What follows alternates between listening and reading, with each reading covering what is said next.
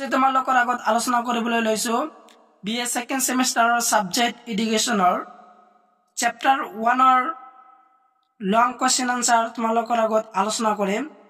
তো তোমালোকে ভিডিওটো স্কিপ নকৰি তো তোমালোকে সম্পূৰ্ণ ভিডিও চাই লোৱা।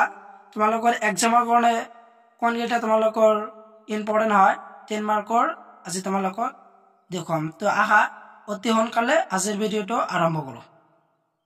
তে আছিল তোমালোকৰ কোৱেশ্চন 1 হল যে শিক্ষা মনোবিজ্ঞান কি? বৰ্তমান কালত শিক্ষা জগতত শিক্ষা মনোবিজ্ঞানৰ অৱদানৰ বিষয়ে আলোচনা কৰা। তো এই কোৱেশ্চনটো তোমালোকৰ অত্যন্ত গুৰুত্বপূৰ্ণ এক্সামৰ কাৰণে। তো এই কোৱেশ্চনটো চাবৰা লগতে এনসাৰো দিয়া আছে। তো ইয়াৰ এনসাৰো তোমালোকে চোৱা আৰু ইয়াৰ সম্পূৰ্ণ এনসাৰখিনি ইয়াত দিয়া নাই আৰু নেক্সট পেজত আছে। তো ইয়াৰ সম্পূৰ্ণ এনসাৰখিনি তোমালোকে চাই লোৱা। তো আশা নেক্সট এনসাৰখিনি তোমালোকে চাই লোৱা। ইয়া আছিল তোমালোকৰ এনসাৰ কোৱেশ্চন নম্বৰ 1ৰ এনসাৰ। তো তোমালোকৰ এনসাৰত দিয়া আছে। তো তোমালোকৰ দেখুৱাই দিয়া আছে স্ক্ৰীনত। তো তোমালোকে এনসাৰখিনি তোমালোকে চাই ল'বা আৰু নহলে তোমালোকৰ পেজ নম্বৰ 20 দিয়া আছে এনসাৰটো চাব পৰা।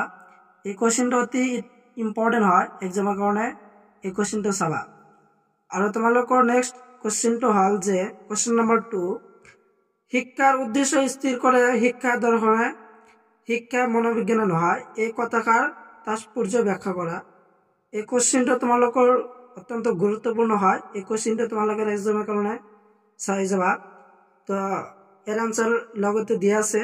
তো এনসাৰখিনি চাই লোৱা আৰু আছে তোমালোকৰ এনসাৰ। তো তোমালোকে সম্পূৰ্ণ ভিডিও চাই থকা আৰু সম্পূৰ্ণ এনসাৰখিনি তোমালোকে চাই লোৱা। তো আশা নেক্সট এনসাৰ লৈ আগবাঢ়ো। ইয়া আছিল তোমালোকৰ এনসাৰ। নেক্সট এনসাৰখিনি তোমালোকে চাই লোৱা।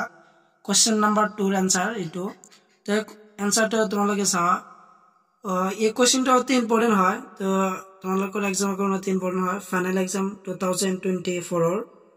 তো মডেল পেজ নম্বৰ 21ত দিয়া আছে। এই কোৱেশ্চনটো চাব পাৰা আৰু আছে তোমালোকৰ অতি গুৰুত্বপূৰ্ণ কোৱেশ্চন। তো আহা কোৱেশ্চন নেক্সট কোৱেশ্চন লৈ আগবাঢ়ো আৰু তোমালোকৰ নেক্সট কোৱেশ্চনটো হল যে কোৱেশ্চন নম্বৰ 3 শিক্ষা আৰু মনোবিজ্ঞানৰ মাজৰ সম্পৰ্ক আৰু পাৰ্থক্যৰ বিষয়ে আলোচনা কৰা। অতি গুৰুত্বপূৰ্ণ এই কোৱেশ্চনটো কোৱেশ্চন নম্বৰ 3। তো শিক্ষা আৰু মনোবিজ্ঞানৰ মাজৰ সম্পৰ্ক আৰু পাৰ্থক্য বিষয়ে আলোচনা কৰিবলৈ কৈছে। এই কোৱেশ্চনটো তোমালোকে চাবা। এই কোৱেশ্চনবিলাক তোমালোকৰ 10 মাৰ্কৰ হয়। তো ইয়াৰ এনসাৰখিনি তোমালোকে চাই লোৱা। এনসাৰবিলাক তোমালোকে স্ক্ৰীনত ভালদৰে দেখুৱাই হৈছে। তোমালোকে চাই লোৱা এনসাৰখিনি এনসাৰত কি দিয়া আছে। এই কোৱেশ্চনবিলাক অতি ইম্পৰ্টেন্ট হয় এক্সামৰ কাৰণে। ভালদৰে তোমালোকে চাই যাবা এক্সামত আহি পালে যেহেতু সন্মুখত এক্সাম। আৰু আছে তোমালোকৰ এনসাৰ কোৱেশ্চন নম্বৰ 3। তো তোমালোকৰ নেক্সট এনসাৰ লৈ আগবাঢ়ো। ইয়াত তোমালোকৰ নেক্সট এনসাৰখিনি। তো নেক্সট এনসাৰখিনি তোমালোকে চাই লোৱা। স্ক্ৰীনত ভালদৰে দেখুৱাই দিয়া হৈছে। তো তোমালোকে চাই ল'ব পাৰা আৰু আছে তোমালোকৰ কোৱেশ্চন নেক্সট কোৱেশ্চন লৈ আগবাঢ়ো। তো তোমালোকৰ নেক্সট কোৱেশ্চন নম্বৰ হল যে 5 শ্ৰেণীকোঠাৰ সমস্যাসমূহৰ সমাধান কৰাৰ বাবে শিক্ষা মনোবিজ্ঞানৰ অৱদানসমূহ কি কি? এই কোৱেশ্চনটো তোমালোকৰ অতি ইম্পৰ্টেন্ট হয়। তো এই কোৱেশ্চনটো তোমালোকে এক্সামৰ কাৰণে চাই যাবা। তো ইয়াৰ এনসাৰখিনি তোমালোকে চাই লোৱা। তো কোৱা নম্বৰ দিয়া আছে শিক্ষাৰ্থীৰ আচৰণ আৰু আছে তোমালোকৰ এনসাৰ। তো এনসাৰখিনি তোমালোকে সম্পূৰ্ণ চাই লোৱা আশা। তো কোৱেশ্চন 5 নম্বৰৰ এনসাৰ। তো তোমালোকৰ কলো আৰু খোৱা হল যে বিকাশৰ স্তৰ অধ্যয়ন সেইটো চোৱা আৰু তাৰপিছত যে শিক্ষণ পদ্ধতি আৰু ব্যক্তিত্বৰ সমাজন আৰু বিকাশ সমাধান সাধন আৰু নম্বৰ হল ব্যক্তিত্বৰ বৈষম্য আৰু কৃতিত্বৰ মূল্যায়ন আৰু শিক্ষাৰ নিৰ্দেশনা আৰু মানসিক পৰিমাণ। তো যেহেতু তোমালোকৰ বহুকেইটা অপশ্যন দিয়া আছে। তো অপশ্যনখিনি তোমালোকে চাই লোৱা আৰু আছে তোমালোকৰ কোৱেশ্চন। তো তোমালোকৰ নেক্সট কোৱেশ্চন লৈ যাও। ই আছিল তোমালোকৰ নেক্সট কোৱেশ্চন। কোৱেশ্চন নম্বৰ 7 যে পৰীক্ষণ পদ্ধতি কাক বোলে? পৰীক্ষণ পদ্ধতিৰ ত্ৰুটিসমূহ লিখা। এই কোৱেশ্চনটো অতি গুৰুত্বপূৰ্ণ হয় তোমালোকৰ এক্সামৰ কাৰণে।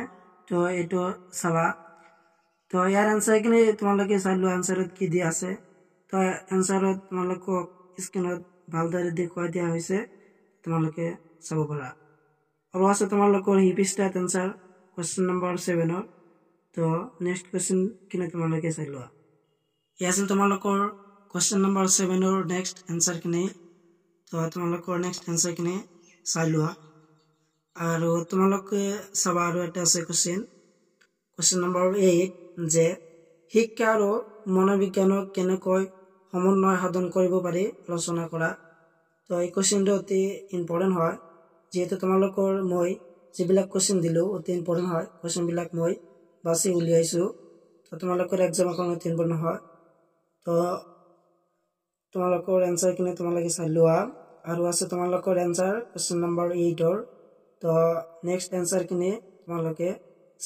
চাই লোৱা আছিল তোমালোকৰ সম্পূৰ্ণ এনচাৰ কুৱেশ্যন নম্বৰ 8 তো তোমালোকে চাই লোৱা এনচাৰটো তো আজিৰ ভিডিঅ' এইখিনি আছিল তোমালোকৰ মই 6টামান কুৱেশ্যন ইম্পৰ্টেণ্ট দিছোঁ তো ইয়াৰ পৰা তোমালোকে